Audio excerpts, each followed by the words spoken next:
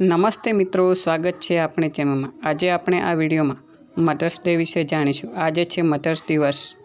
Mothers ડેની બધાને શુભકામનાઓ। તો વિડીયો સ્ટાર્ટ કરીએ।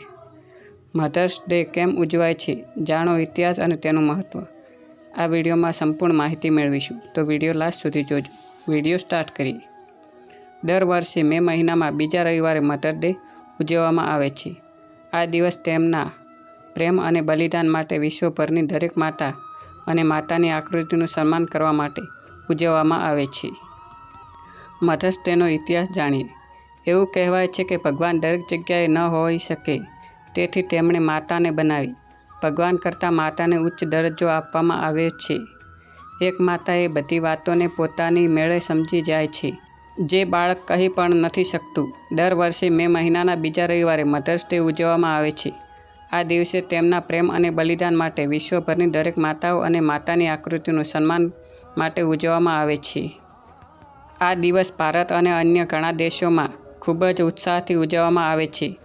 આ તે દિવસ છે જ્યારે આપણે આપણી માતાને ભેટો, કાર્ડ્સ અથવા અન્ય રીતે દ્વારા વિશેષ હોવાનો અહેસાસ કરાવી શકીએ છીએ અને તેણીને જણાવીએ છીએ કે તે આપણા માટે કેટલી ખાસ છે।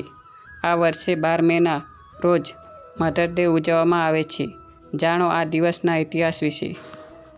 મધર્સ ડેનો ઇતિહાસ અને મહત્ત્વ। જુદા જુદા દેશોમાં અલગ અલગ તિથિએ મધર્સ ડે મનાવવામાં આવે છે, પરંતુ મોટે ભાગે તે મે મહિનાના બીજા રવિવારે ઉજવવામાં આવે છે।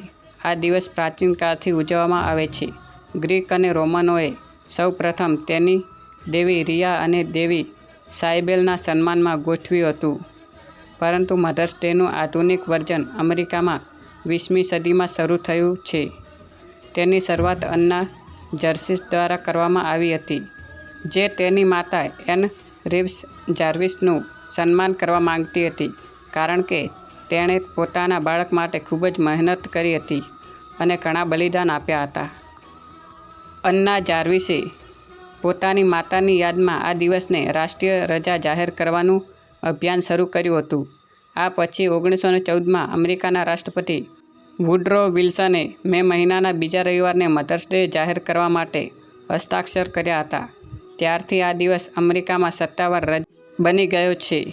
ધીરે ધીરે આ દિવસને અન્ય દેશમાં પણ લોકપ્રિયતા મળી। મધર્સ ડે 2024ની થીમ। જો કે મધર્સ ડેની ઉજવણી માટે કોઈ ચોક્કસ થીમ જાહેર કરવામાં આવી નથી। વિશ્વભરમાં આ દિવસનું ધ્યાન ફક્ત માતૃત્વની ઉજવણી અને માતાઓનું સન્માન કરવા પર છે। આ દિવસની શ્રેષ્ઠ થીમ તેની સારી રીતે ઉજવવાની છે।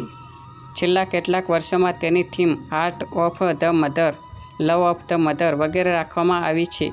આ વર્ષે કોઈ થીમ નથી। મધર્સ ડે ઉજવવાની કેટલીક રીતો। આ દિવસને તમારી માતા માટે ખાસ બનાવવા માટે તમે કંઈક અથવા અલગ રીતે કરી શકો છો, જે કે જીવનભર યાદ રાખે છે।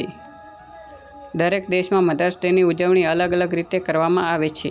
તમે તમારી જાતને માતા, દાદી વગેરે આ રીતે વિશેષ અનુભવી શકો છો। વહેલી સવારે તેમને મનપસંદ નાસ્તો બનાવીને ખવડાવો। તમારી માતાને સારું લાગે તે માટે ફૂલોનો ગુલદસ્તો આપો। તમારી માતાને એક પત્ર લખો। સુંદર રીતે તમે તેના વિશે શું વિચારો છો અને તે વિશે તમારા વિચારો વ્યક્ત કરો। તમારી માતા માટે કાર્ડ, પેઇન્ટિંગ વગેરે જેવી ભેટ તૈયાર કરો। તમારી માતાને પિકનિક અથવા ડિનર વગેરે જેવી વિશેષ સહેલાગાર પર લઈ જાઓ। પારિવારિક મેળાવડા પર તેની ઉજવણીનો એક સારો માર્ગ છે। તો આ રીતે તમે ઉજવી શકો છો મધર્સ ડે। તો મિત્રો, આ વિડીયોમાં આપણે મધર્સ ડે કેમ ઉજવવામાં આવે છે તેનો ઇતિહાસ અને તેની થીમ વિશે જાણ્યું। તો વિડીયો સારો લાગ્યો હોય તો વિડીયોને લાઇક, શેર કરજો અને આવા જાણકારીસભર વિડીયો જોવા માટે ચેનલને સબસ્ક્રાઈબ કરજો। Thank you for watching video.